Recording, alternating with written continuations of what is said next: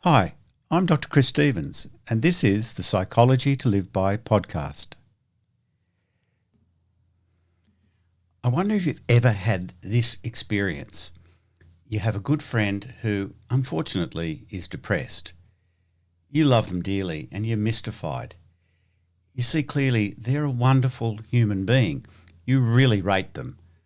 But they think they're worthless, a burden to others and to society. You tell them how great they are, that they're wrong about themselves, but the person clings to their self-hatred. They think you're either being overly kind and exaggerating their virtues, or that you lack insight into how they really are, or both. In part one of Unimproving, I took aim at the self-improvement industry, especially where it's founded on a deep category mistake, confusing our being with our doing. We saw that our being or inherent nature can't be improved upon, and our skills, achievements and appearances, though very important, can't be the foundation for lasting happiness and self-regard. So our self-hating friend most likely has become confused. They most likely conflated their inherent being or worth with what they perceive as failures in their doing. So what do I mean by this? Well, for example, most depressions I've seen are instigated by perceived failures in important life domains, intimate relationships, friendships, work, health, reputation, and so on. The person has evidence that they're failing in these and concludes there's something fundamentally wrong with them.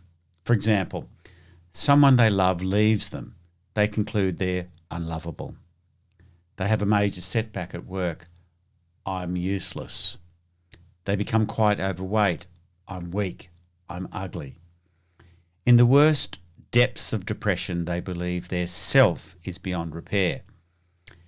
Now, in a functional or useful account of depressive feelings, the pain can serve the purpose of motivating us to take action to remedy the problems in our life.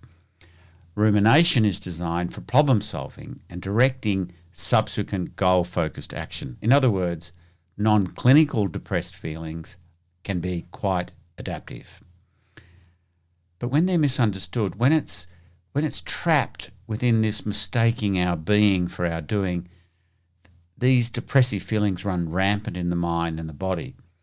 The grand delusion, the belief there's something fundamentally wrong inside ourselves, turns something potentially helpful into something terribly destructive. So, how do we deal with this disabling negative self-esteem? Well, we take the self part out of it. There's absolutely nothing wrong with improving knowledge and skills. In fact, I'd highly recommend it. Mastering skills and garnering knowledge is inherently exciting and satisfying. It provides joy when done for the right reason and when done in the right way. Watching kids master walking, then their tricycle, and eventually their bicycle indicates the natural joy of mastery.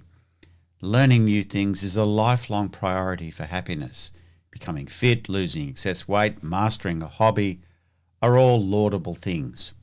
But one should not pursue mastery in order to feel better about oneself, to bolster one's reputation or raise one's self-esteem. All of these things happen quite naturally as a byproduct when we do the opposite, when we forget ourselves. When we reduce self-consciousness and self-concern. So what I'm saying is that knowledge of the distinction between being and doing is enormously liberating when we apply it in the midst of setbacks and failures. That insight is the foundation for the antidotes that follow, because knowledge really does help. Insights can liberate. Part one of Unimproving was all about taking the blindfold off and seeing reality as it is. We already are good enough to be loved by ourselves and by others. Our being will admit of no improvement, but our doing, well, that's another matter. So, given this critical insight, what are some practical antidotes to self-improvement? What can we do in order to get better at simply being ourselves? There are many practices, and I'll suggest 7. 1. We'll start with self-compassion practices.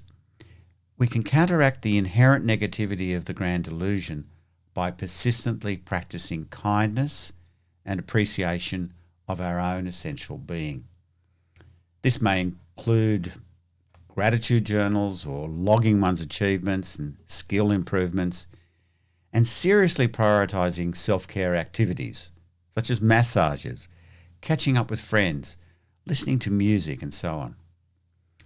2. We can look to operate more and more with intrinsic motivation, doing tasks for the sake of it rather than for some extrinsic reward. Then we don't have to motivate ourselves to do what we should do.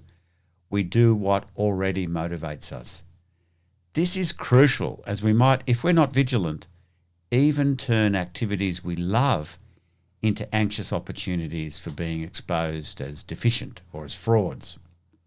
3. We can develop a stronger growth mindset.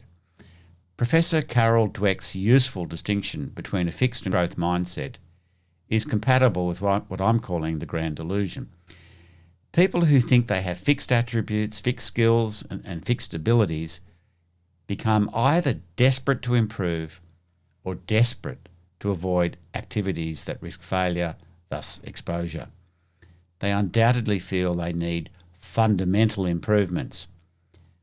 Those with a growth mindset, on the other hand, are much more interested in engagement and learning rather than trying to improve perceived self-deficits.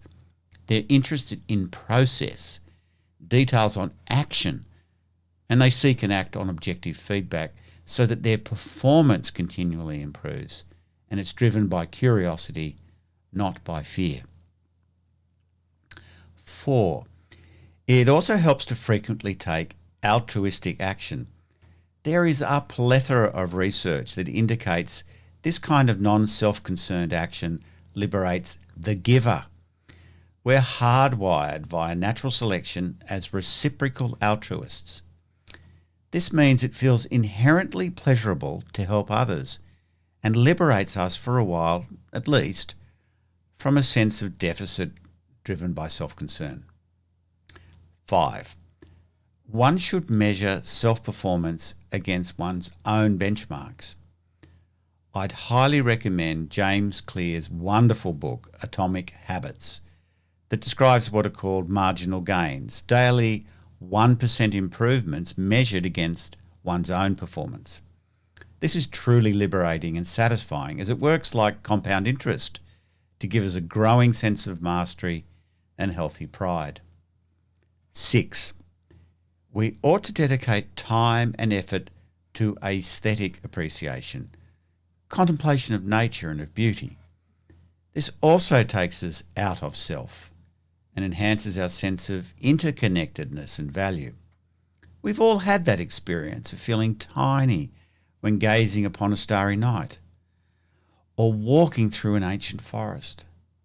There's something liberating and renewing about this shrinking of our egoistic universe.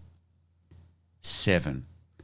Finally, come to understand your own personality and then really accept it.